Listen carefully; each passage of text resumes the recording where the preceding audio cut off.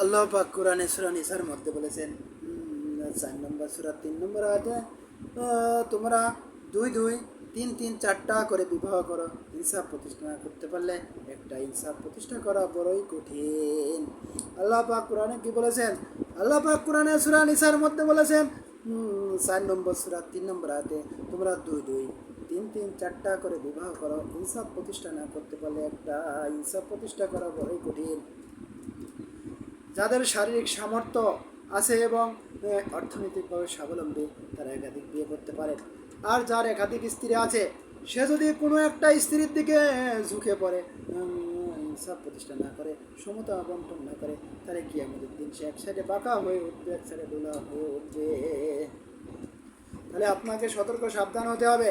আপনার একাধিক স্ত্রী থাকলে আপনি ইনসাফ প্রতিষ্ঠা না করলে, সমতা বন্টন না করলে কিয়ামতের দিন আপনি এক সাইডে বাঁকা হয়ে উঠবেন, এক সাইডে লোলা হয়ে উঠবেন।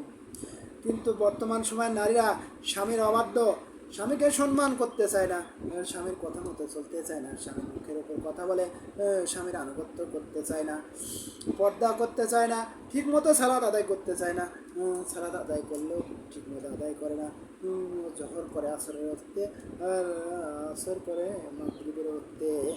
যে নারী স্বামীর দ্বিতীয় বিবাহকে অপছন্দ করে সে নারীর ইমান আছে কিনা সন্দেহ। আল্লাহ বিয়ে করলে রিজিক বাড়িয়ে দেন, যেহেতু কোরআনের আইন আছে সেহেতু আপনি এ আয়াতের উপর আমল করতে পারেন। আখির দাওয়ানা আলহামদুলিল্লাহি রাব্বিল আলামিন।